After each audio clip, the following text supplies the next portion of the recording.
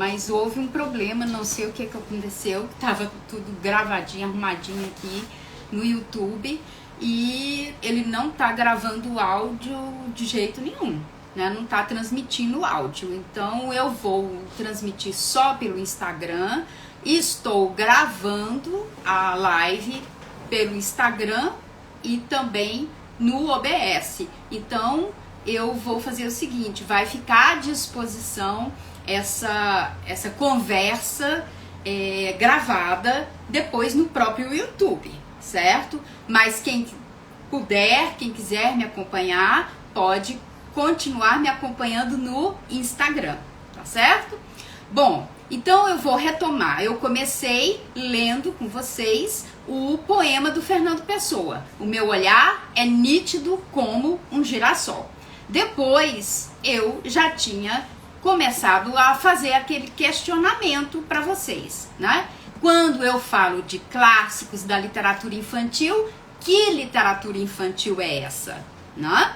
Então, a gente, para perguntar sobre isso, eu fiz assim um roteiro, né? Que roteiro é esse? A primeira coisa é a seguinte, é que a gente vai fazer uma relação. Qual é a relação entre infância e literatura? Infância e poesia, né? Existe uma raiz da infância, uma raiz da literatura, da poesia, e elas estão vinculadas entre si, né?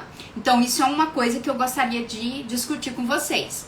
A educação das crianças e a literatura, né? Qual é, e aí é que entra exatamente no nosso assunto. Como e por que ler os clássicos desde cedo, né? Então, desde criança, qual é a importância dos clássicos?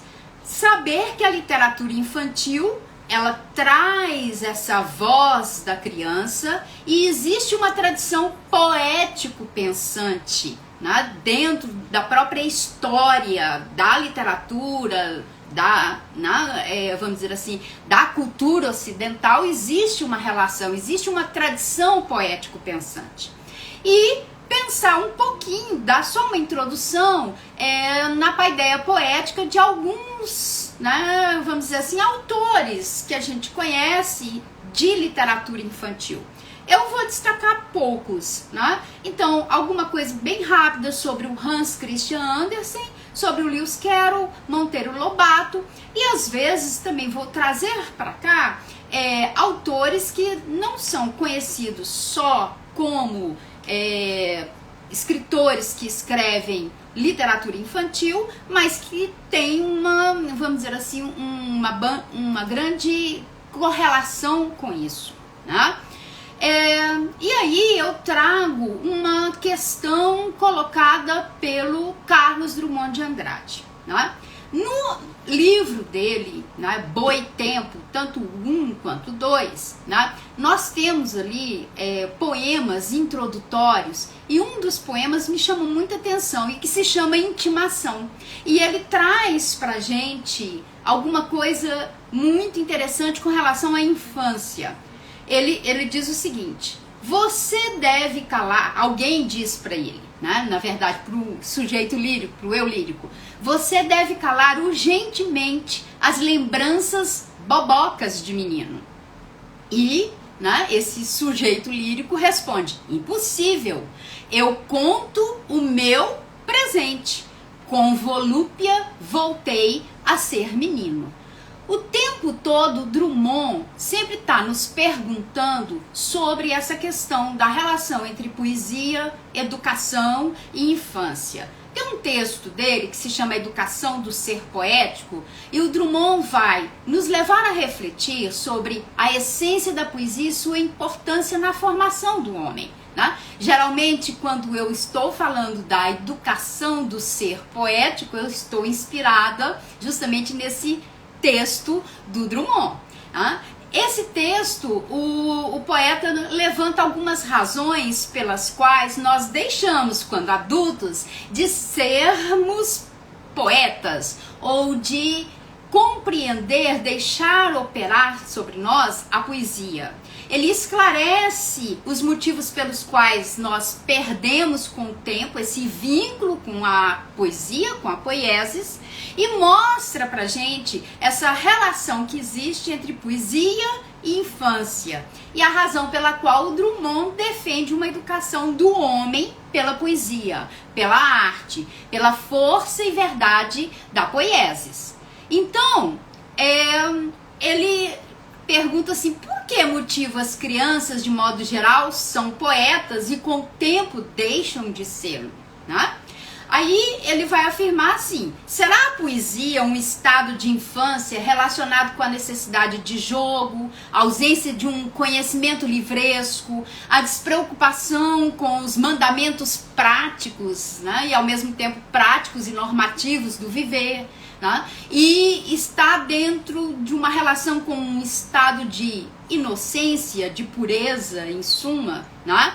E que essa infância, né, a poesia como estado de infância, ela deveria se expandir tempo afora, conciliada com a própria experiência, com o próprio senso crítico, com a própria consciência estética dos que compõem, né, dos que escrevem, quanto dos que leem, quanto dos que vivem a poesia. Né? Então é uma pergunta que o Drummond faz, e eu gosto muito dessa pergunta que ele faz, né?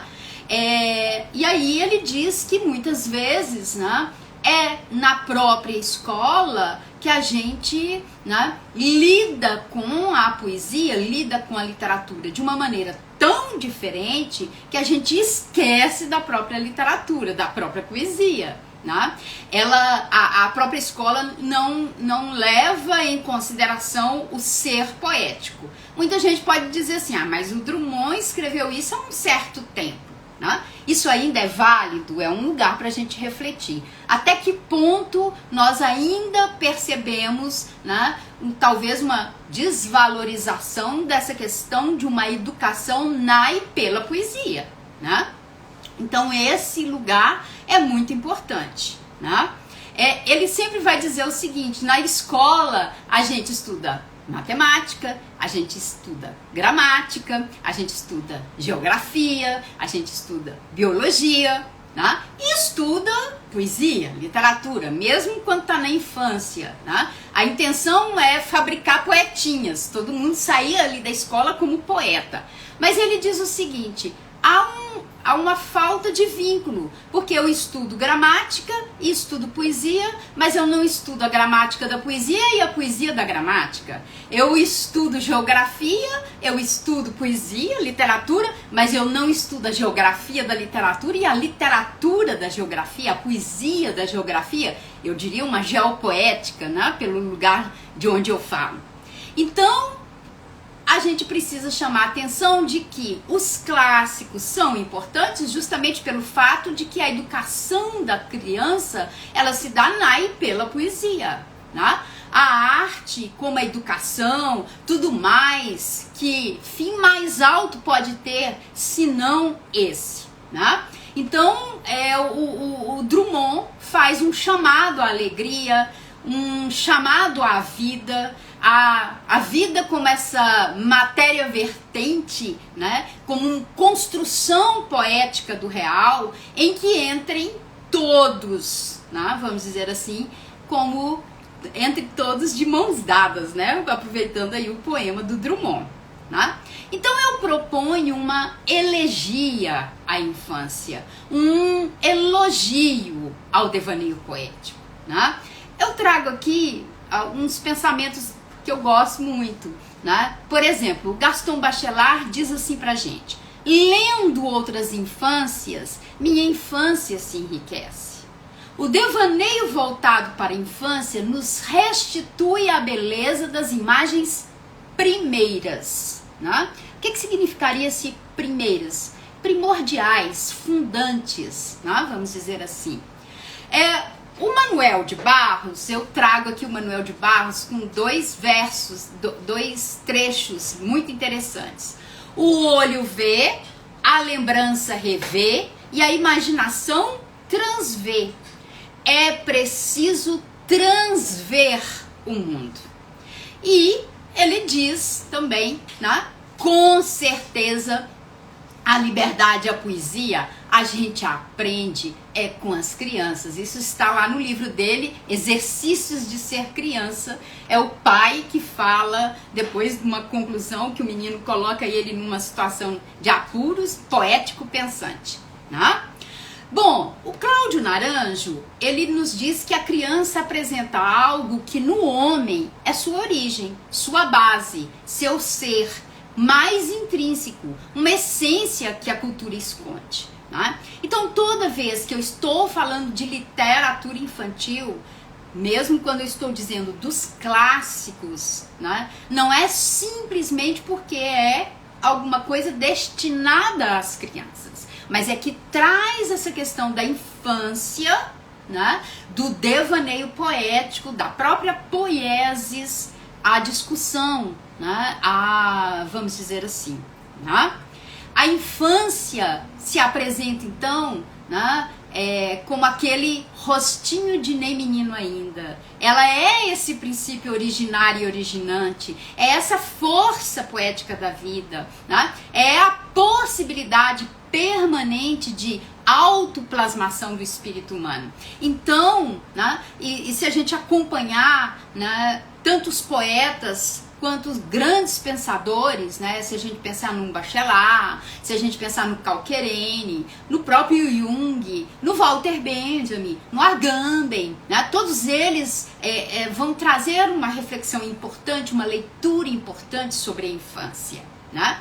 Os poetas e as próprias crianças sabem bem disso, né?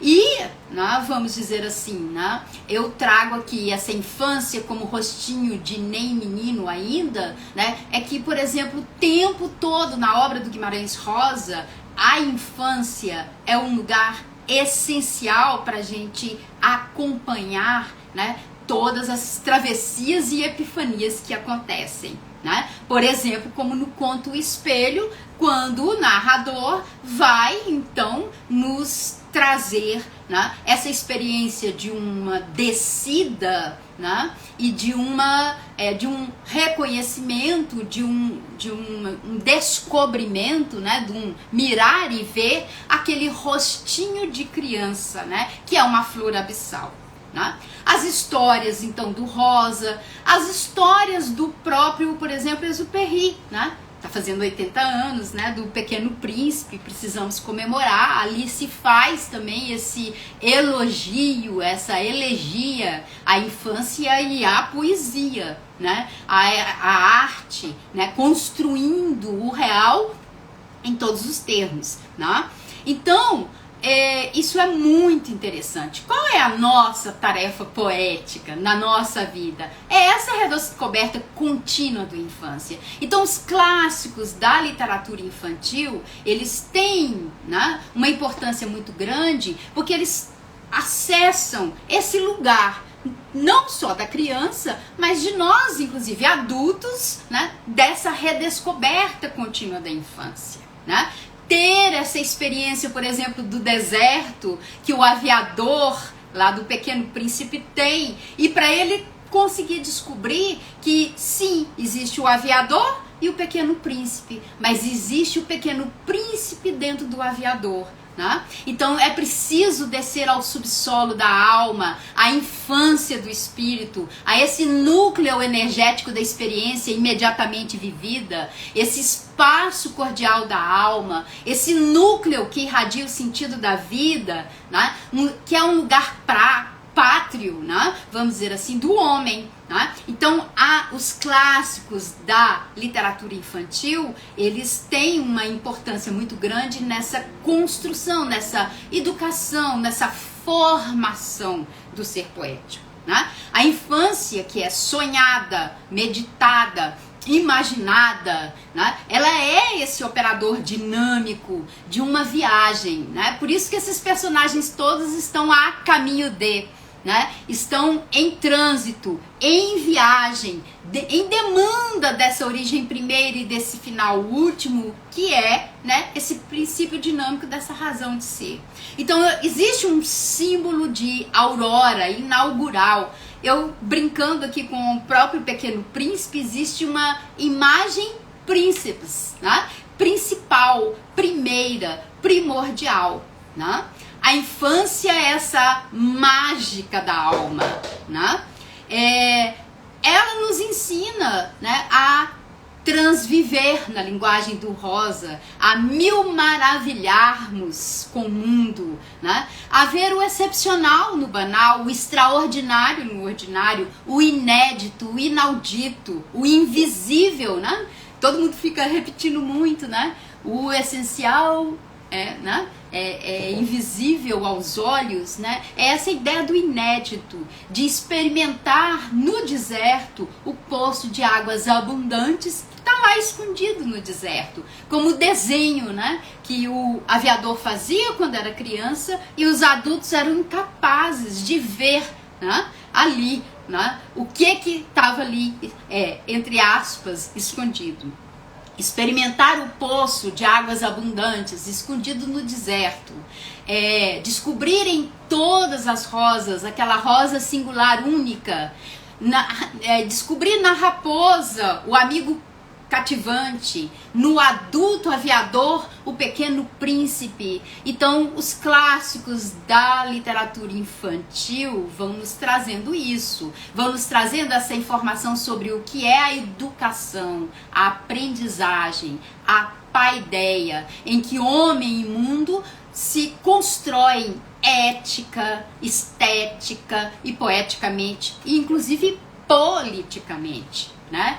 Homem e mundo sempre se renovam, não cessam de se formar e transformar, né? Por essa educação, por essa paideia. E é assim que nós podemos agir concretamente nas comunidades históricas, na polis, né? Então há uma relação entre essa paideia, essa formação, esse ethos e essa polis, né? A ética é sempre essa pesquisa infinita que se desvela conhecimento e, vamos dizer assim, né? Não é uma coisa normativa, ordenadora, controladora nesse lugar, né? Então, a gente vê essa ideia de formação, de educação pela poesia. Então é uma paideia poética, é uma formação não entendida como alguma coisa já formatada, né? Mas é alguma coisa num processo incessantemente renovado de formação. Ora, se a gente quer seguir poetas, filósofos, críticos, crianças, né?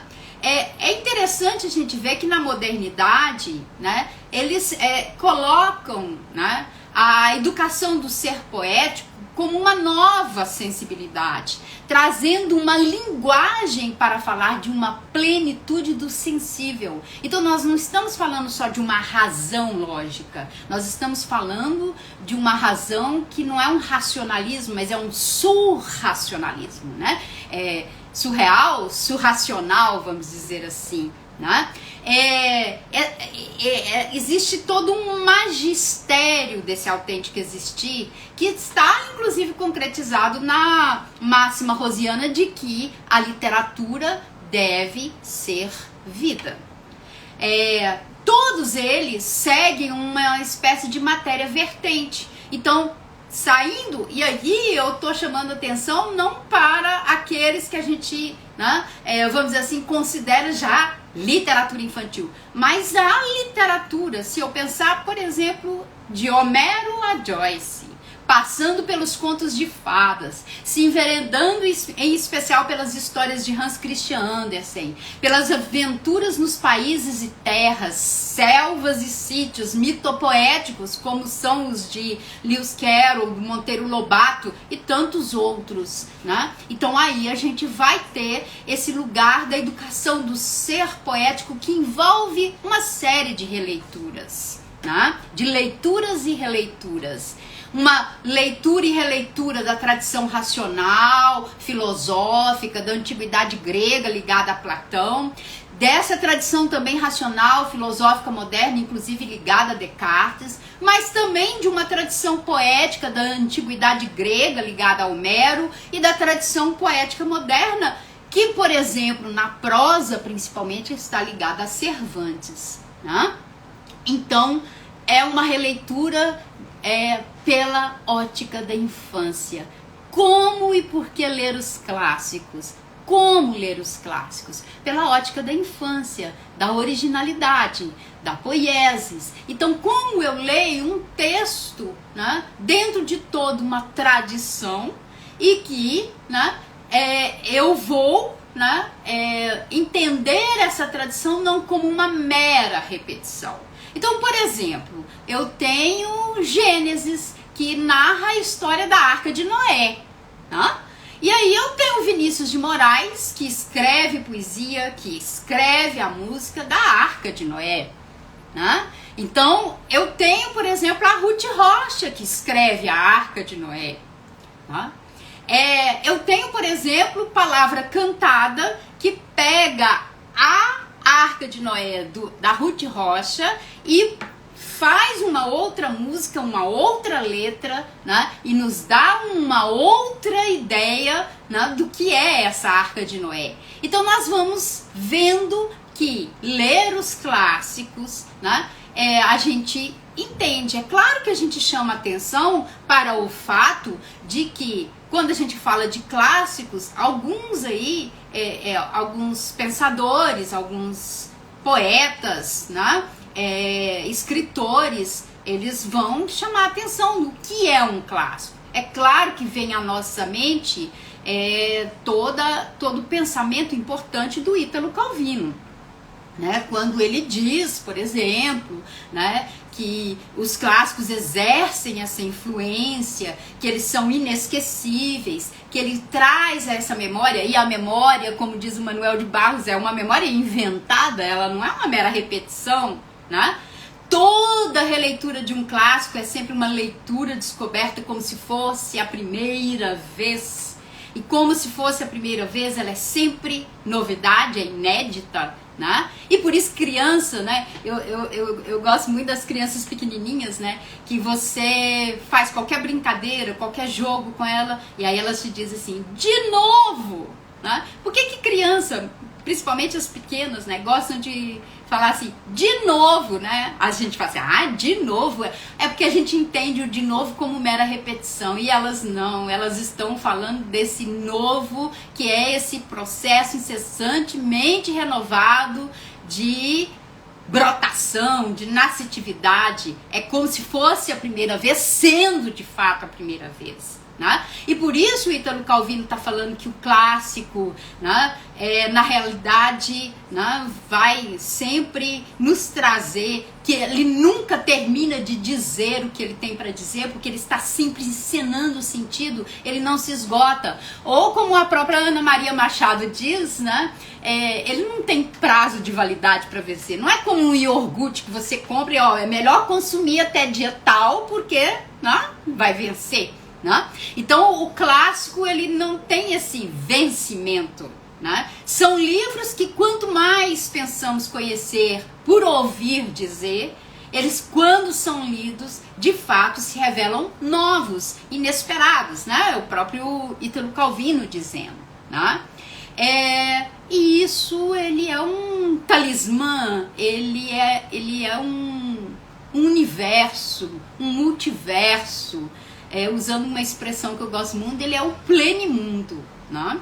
Então, o Ítalo Calvino chama atenção pra gente. E é claro que quando eu estou falando de literatura infantil, de clássicos da literatura infantil, essa mesma competência, até vamos dizer teórica, precisa ser acionada pra gente entender o literário desse infantil, né? E se a gente fala de clássico, e às vezes a gente entende a relação de clássico com cânone, como medida, como um modelo, né? É bom a gente pensar, talvez junto com Bloom, né, que o cânone, né, talvez tenha essa força poética não ditatorial, mas a força que vem da poiesis, a força que tem da physis, que é esse domínio de uma linguagem figurativa, de uma linguagem figurativa, de originalidade, de poder cognitivo, né? Então, por isso, né, o conhecimento, ele tá trazendo essa questão da memória, né? Dessa fundação do pensamento cultural, né? É vitalidade, é medida, mas a medida de vitalidade, de originalidade, de força dessa poiesis, né? Por isso, Ana Maria Machado, quando ela escreve Como e Por que Ler os Clássicos Universais desde cedo, né? Ela mesma vai dizer, né? Os clássicos universais são lidos sempre, principalmente pelas crianças, como eterna novidade. Eles são eternos e sempre novos. As crianças vão gostar, sim, das histórias que se passam entre gregos e troianos, que se encenam na chamada Sagrada Escritura, né? Que são histórias que estão repletas de torneios, proezas, cavaleiros, que descortinam mundos, né? Sonhadores, sonhados e diferentes, né? De encantos, encantamentos, como o próprio conto de fadas. Eu vou falar um pouquinho sobre o conto de fadas, né? Tem um mar de histórias, né? Esse mar de histórias é muito interessante, de histórias sem fim, de emoções do dia a dia, né? Que são dirigidas para as crianças. Como qualquer obra de literatura, ela tem tudo para agradar ao leitor mais sofisticado e exigente. Por isso elas se tornam grandes clássicos, né? Não são uns livrinhos qualquer que você dá para a criança consumir, né? Vamos dizer assim, né? E como ela diz, né? O primeiro contato com o clássico, porque aí a gente tem um clássico universal. Então, se a gente pensar, a Ilíada, a Odisseia, a Dom Quixote, por exemplo, né? E isso também é para criança, né? É um clássico, mas é para criança também, né? A criança também pode ter contato, né? E, inclusive, não precisa ser especificamente no original. Então, eu sempre digo que existe uma construção imaginativa dos clássicos. E essa construção imaginativa dos clássicos, ela acompanha, né, todos os tempos e lugares, né? Então, a gente, por exemplo, tem o próprio Dom Quixote, né? A própria Ana Maria Machado, aproveitando inclusive todos os desenhos, né, que o Portinari fez, né, com relação, para o Dom Quixote, e que o Drummond também escreveu, né, toda uma variação desse mesmo tema. Ela, por exemplo, escreveu, né, ela traz uma espécie de criação, transcriação, adaptação, tradução, né, do Dom Quixote. O próprio Monteiro Lobato nos traz lá o Dom Quixote das crianças, né? Quem é o Dom Quixote das crianças, né? Às vezes eu penso que o Dom Quixote é muito mais das crianças do que de qualquer um, né? Bom, eu, assim, dei uma corridinha aqui um pouquinho, justamente porque eu fiquei muito preocupada com a questão desse problema técnico, né? Se você estiver gostando aí da live, né? Você faz aí, curta, né? Comente, compartilhe com quem você acha, né, que vai se interessar por isso, né? E também fique até o final, porque a gente tem, né? Eu falei no início, né, da nossa conversa, a gente tem aí uma surpresa, vamos dizer assim. Alguns chamam de bônus, né? Mas eu prefiro dizer que é uma surpresa, né? Atendendo a pedidos, vamos dizer assim, né? Então, eu gosto de chamar atenção para essa questão da poesia, né? Dessa ação, desse fazer diversificado, que é essência, né? Que é criação, que pressupõe um fazer surgir, um figurar, um fingere em latim, né? Que daí por isso linguagem figurada, né? Quando o Pessoa nos diz que o poeta é um fingidor, né? Ele tá quase assim, o poeta é um poeta, o fingidor é um fingidor, porque o fingidor é um poeta, o poeta é um fingidor, porque poiesis e fingere é esse lugar do agir criativo essencial, né? Do instaurar, né? Vamos dizer assim. Então é muito interessante chamar a atenção para essa questão da poesia, né? De criar uma nova expressão para essa nova visão. E que mostra muito mais do as coisas como elas mostrando, né, essa relação entre ser, parecer e não ser, né? Vamos dizer assim, né? Nesse lugar da poesia, o mundo se deixa, né? Ele é adivinhado, ele se deixa ser adivinhado, né? Adivinhar, né?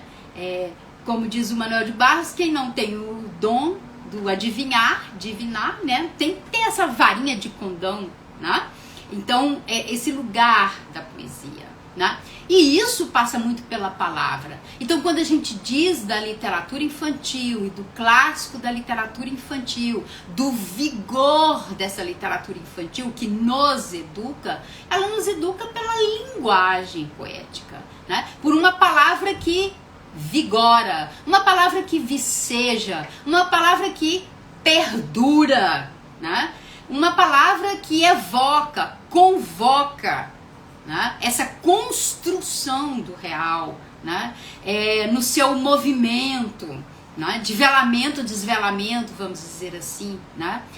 Uma palavra que sempre suscita a presença do que nomeia, né? Então, é muito interessante a gente perceber nesses textos literários, né? Vamos ver se a gente lê alguns trechinhos aqui, né? A gente percebe, né, esse trabalho aí com essa linguagem, né? Uma linguagem, uma palavra que não aponta única e exclusivamente para um significado, mas suscita a presença do que se nomeia na sua plenitude sensória, né? Seria aquilo que o Haroldo de Campos acaba criando, né? Que é uma palavra, né, verbivocovisual, né? Ou o Pound, né, como fanopeia, né, melopeia e logopeia, né?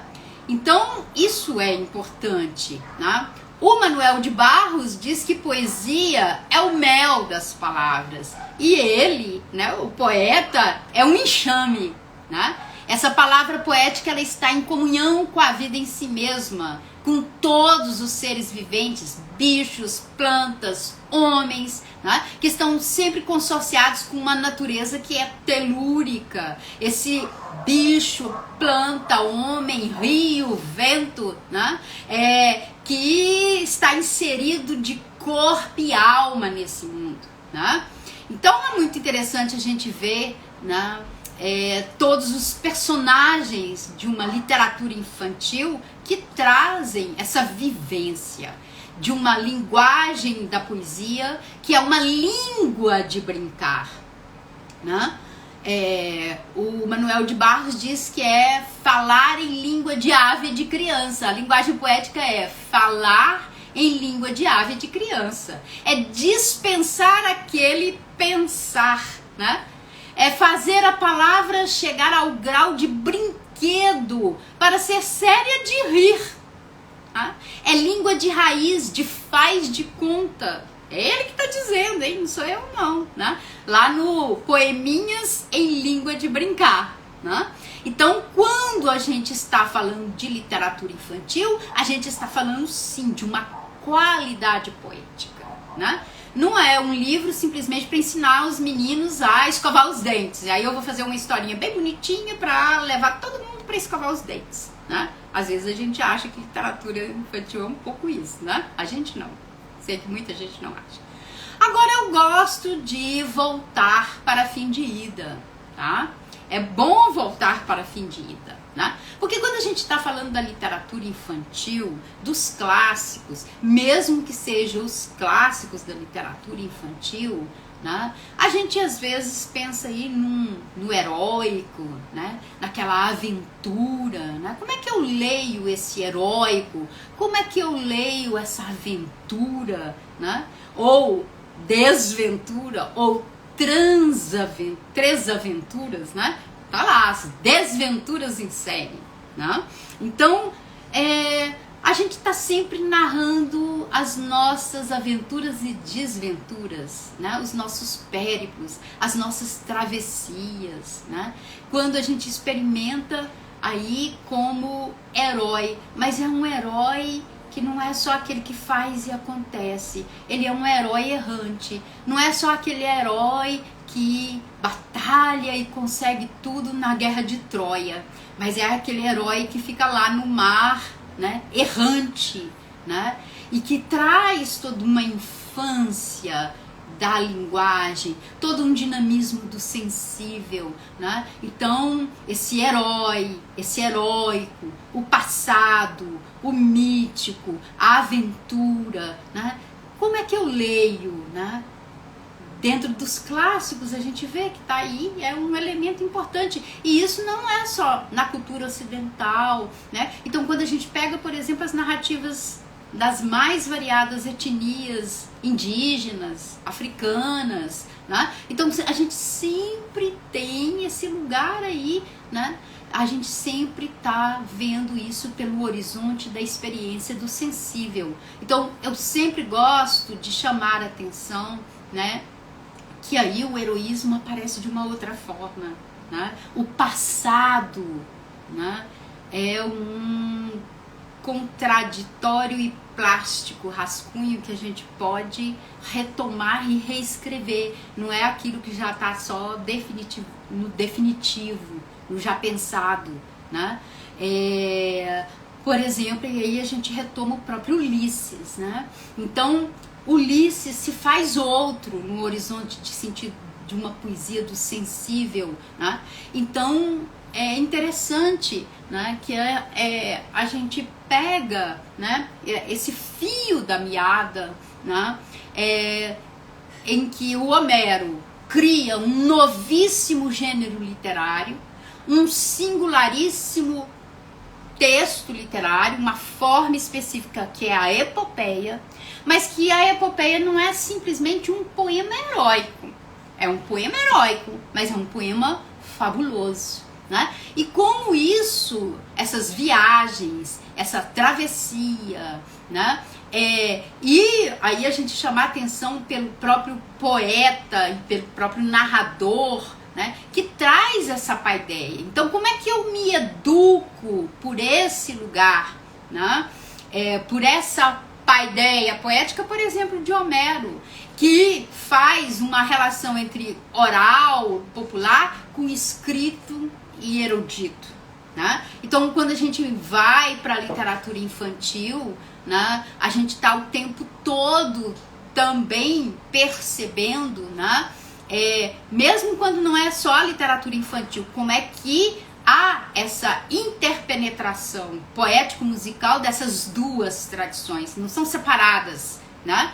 Uma tradição oral e popular que vai se, né, vamos dizer assim, perpetuar pela expressividade das histórias contadas pelo povo, pela tribo, pelo grupo específico, por uma família, né? Mas também aquela poeticidade da forma narrativa dos versos épicos, no caso.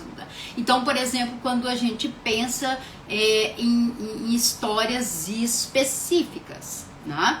Então, isso é muito importante, né? Para a gente chamar atenção para essa educação, né, do ser poético, né, pela literatura, né? Então, como isso, né, os narradores, os personagens vão trazendo. E aí eu chamo a atenção um pouquinho também para os contos de fadas, né? Aquela conexão entre literatura e infância, entre literatura e vida, e uma vida que aquela vida que é tudo rio corrente, né? A caminho de um final feliz, né? Como nos contos de fada. Como é que a gente entende isso, né? Para chegar a esse todo fim é bom, né? Todo fim é bom, né? Os personagens passam por reviravoltas inesperadas, testemunham fatos incríveis, sem contar que muitos desses personagens, né, são figuras belas, mas também grotescas, são monstros gigantes, príncipes, princesas, órfãos, pedintes, mendigos, meninozinhos e meninazinhas, bichos e plantas, e que vão provar assim, todo tipo de metamorfose, todo tipo de viagem, todo tipo de encantamento e desencantamento, né? Então os contos de fada, será que trazem uma lição de vida? Como é que eu entendo essa lição de vida? Dentro de uma moralidade, que eu digo, o homem deve ser assim e assado, então você tem que seguir esses preceitos para se comportar dessa forma, né? Então toma cuidado se eu pego, por exemplo, Chapeuzinho Vermelho, não pode conversar com estranho, não pode isso, não pode aquilo, né? Os contos de fada, eles ensinam que a vida pode ser uma enorme... A vida, ela não é regida só pela lógica da causalidade. Ela também é regida pela surpresa, inclusive pelo absurdo da casualidade. De uma coisa que é inesperada, que não é controlada, né?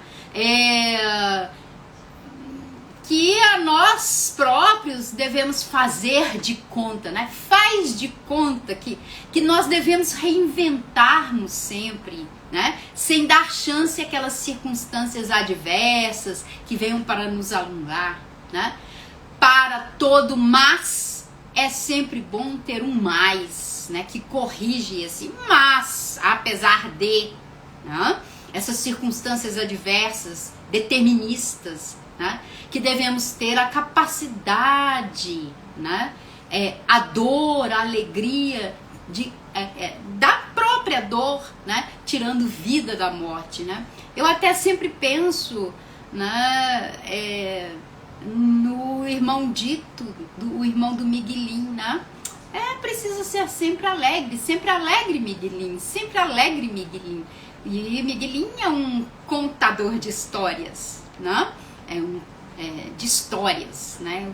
O contador de histórias, né? Os contos de fadas, eles trazem isso. No centro dos contos de fadas está esse homem com seu confronto, sim, com o mundo, né? A imagem de um homem que o conto de fada propõe é de alguém que possui essa capacidade de se elevar acima de si mesmo, né? De transcensão, né? De alguém que aspira a realidades mais altas, né? As coisas são mais belas, as coisas são mais altas, né? E crio, né? Eu faço essa criação poética do real. Tudo pode acontecer.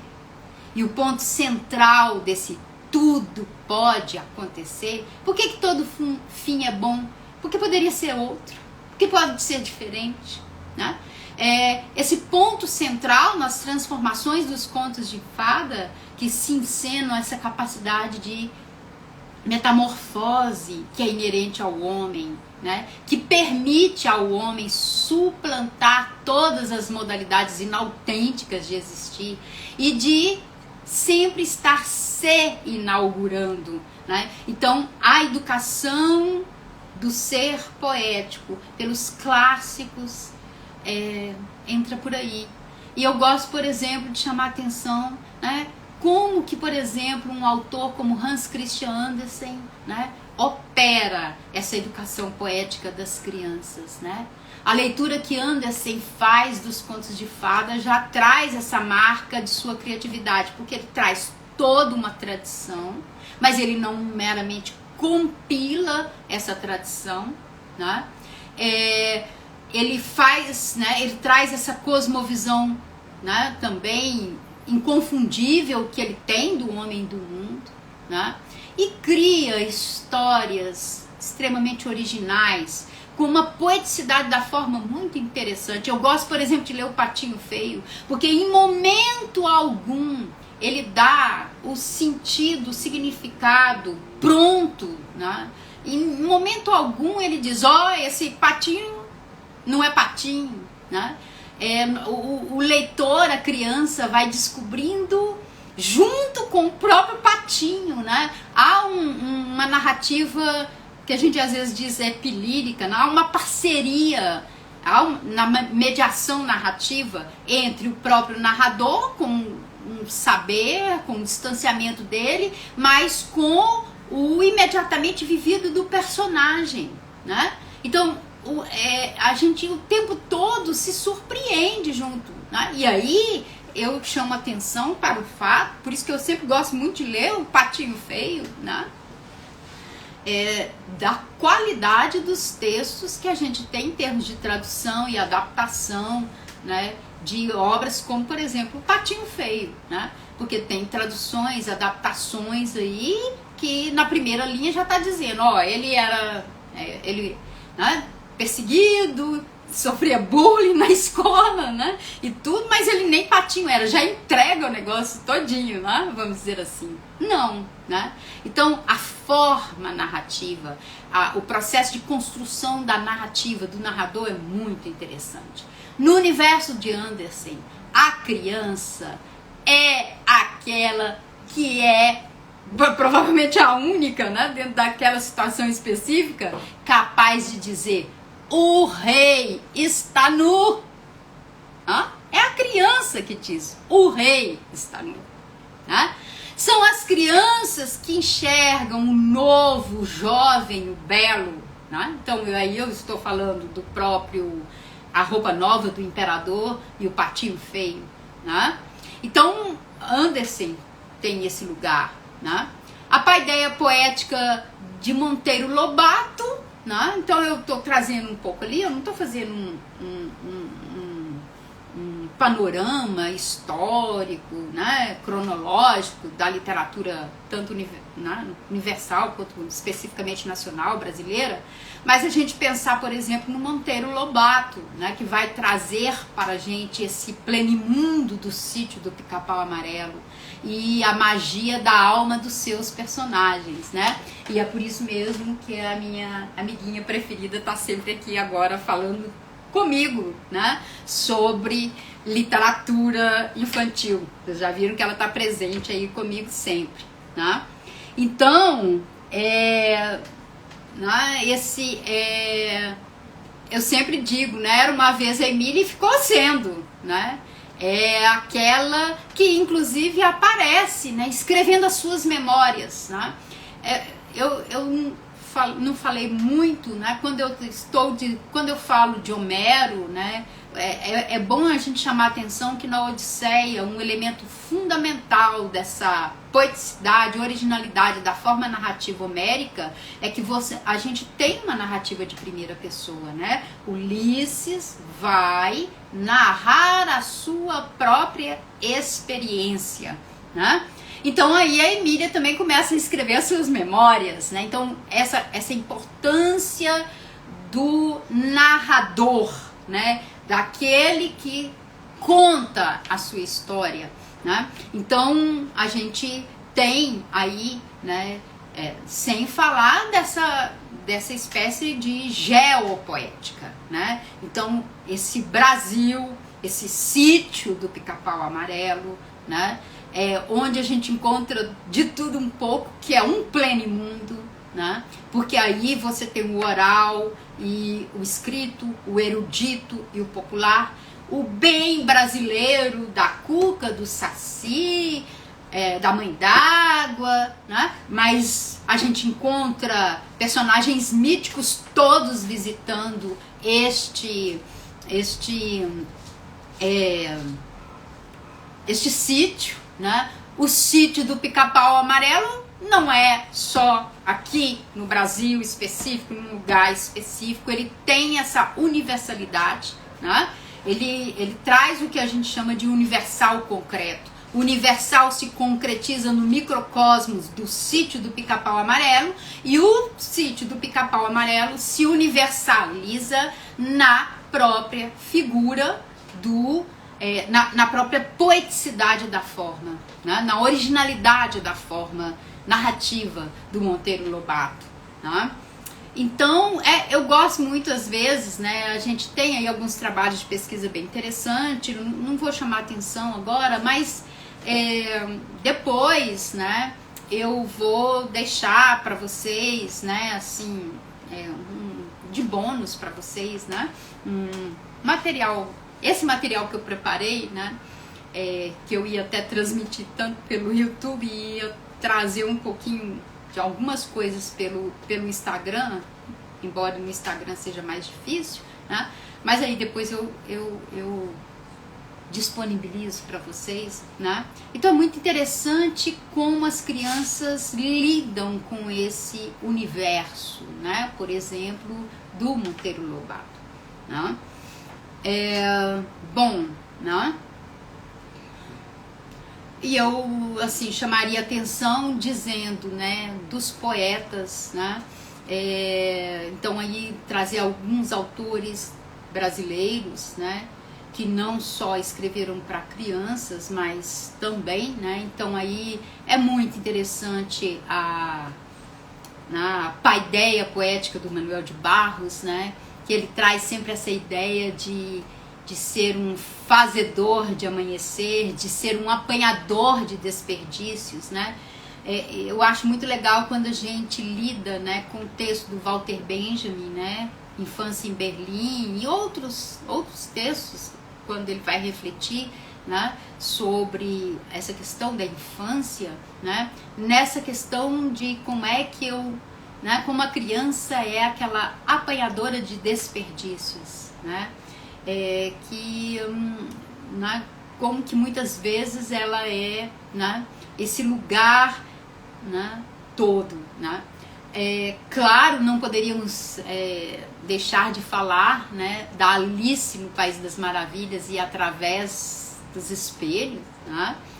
O Lewis Carroll tem uma importância fundamental, né, enquanto criação mesmo, né, dessa tradição toda da modernidade, né, e tudo, né? E ele nos deixa uma chave muito importante. E o tempo todo a própria Alice também está pensando nessa questão. Que coisa esquisita, né? Eu achava que esses negócios só aconteciam nos contos de fada. E tá aqui eu vivendo tudo isso, né? Então, existe, né, alguns versos que o próprio Lewis Carroll, eu vou ler aqui. Recebe este contos de fadas e guarda-o com mão delicada, como um sonho de primavera, que a teia da memória se entretece, claro que é uma tradução, né? Como a guirlanda de flores murchas que a cabeça dos peregrinos conhece, né? Então você tem toda essa questão do nonsense, dessa lógica do sentido que ela é toda, né? Existe toda uma filosofia do não, né? No próprio universo, né, do Lewis Carroll, né? Então aqui eu vou ler um trechinho, né, da Alice aqui. Era muito mais agradável ler em casa, pensou a pobre Alice. Lá não se ficava sempre crescendo e diminuindo e recebendo ordens aqui e acolá de camundongos e coelhos. Chego quase a desejar não ter descido por aquela toca do coelho. No entanto, é bastante interessante esse tipo de vida, né? São as catábases, né? Descida ao reino das madres, a descida na toca de coelho, descida a esse país das maravilhas, ou nesse atravessar dos espelhos, né? Realmente me pergunto o que pode ter acontecido comigo. Quando lia contos de fadas, eu imaginava que aquelas coisas nunca aconteciam. E agora cá estou no meio de uma. Deveria haver um livro escrito sobre mim. Ah, isso deveria. E quando eu for grande, vou escrever um. Mas sou grande agora, né? Então, a Alice tá nesse lugar do viver é muito perigoso, carece de coragem, né? Que ela aumenta, diminui, cabe, descabe nesse mundo, né? E aí ela também quer escrever as suas memórias, né? Porque se eu narro, eu existo, né? Vamos dizer assim, né? Se eu conto a minha história, eu existo. Não é se eu penso, eu existo, né? É se eu narro, eu existo, né? Então a gente tem esse lugar aí, né? Da Alice, do Manuel de Barros, que é um apanhador de desperdícios, que é aquele que tem um erro enorme dentro do olho e que tem raízes crianceiras, né? Bom, a gente já tá terminando, tá, gente? O Manuel de Barros, né?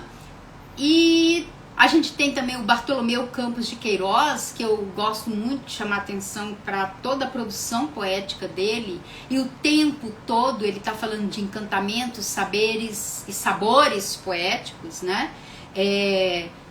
Fazendo o tempo todo um elogio à leitura e também uma leitura dessa tradição, né? Eu até, junto com uma amiga, eu tenho lido muito alguns livros dele. Eu gosto muito do Livro de Ana, né? Em que ele pega de novo Gênesis, né? E faz uma leitura, né? É bem interessante, né? E ele sempre está dizendo que todo livro literário alfabetiza ele, né? E o que consiste esse alfabetizar, né? A criança, né?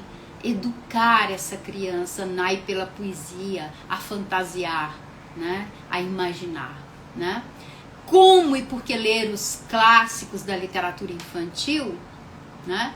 Eu sugiro que vocês procurem, tá? Um projeto que chama, muita gente já conhece, né? Que se chama Crianceiras, né? É uma forma bastante interessante e renovadíssima de construir respostas a essa pergunta, né? Então, Crianceiras, ele trabalha, né, com a poesia, por exemplo, do Manuel de Barros, com a poesia do Mário Quintana. É lindo o projeto, né? Então, vocês dão uma olhada sobre isso. Bom, tá faltando pouco tempo pra gente, alguns minutinhos, e o que eu pedi para vocês, né, estarem presentes é que eu, a pedido, né, assim, de algumas pessoas e tudo, eu vou trabalhar, né, estou oferecendo, o Instituto Concriar está oferecendo um curso de curta duração, tá? É na modalidade virtual, eu mesma que vou ministrar, né? E a gente vai trabalhar tanto com aulas online quanto gravada. O curso se chama Os Clássicos, as Crianças e a Educação do Ser Poético. Aí no próprio canal do YouTube, né, vocês têm aí o link do formulário de inscrição, né? As inscrições vão até o dia 10 de outubro, né? E há uma espécie de promoção, de preço promocional, e que quem se inscrever até o dia 3 de outubro tem 15% de desconto no valor, tá? Então, aí tudo isso que eu falei hoje, muito rapidamente, né, pontuei aí para vocês, né, a gente pode, né, desdobrar, né. Eu tenho a literatura infantil, eu orientei, né, trabalhei com algumas disciplinas nos cursos de letras e orientei muitas monografias, né, com temas relacionados à literatura infantil, né, mais especificamente escritores como Manuel de Barros, o próprio Bartolomeu Campos de Queiroz, o Exupéry, o Hans Christian Andersen e outros mais, né. Bom, então é isso, tá? Não deixem de fazer o curso, né? É bem interessante isso que eu falei aqui bem rápido para vocês. Eu vou responder as perguntas depois, né? E eu queria agradecer a uma série de pessoas aí, né? A presença, primeiro, da Gláucia, da Silvana, da Milena, Ingrid. Milena, tudo bem? Acho que eu te conheço. A Ingrid também, Vanessa, Matheus, Daniele, Célia Bonfim, Gláucia Torres, Heire. Oi, Heire. Tá vendo aí a tua professora fazendo a primeira live da vida dela.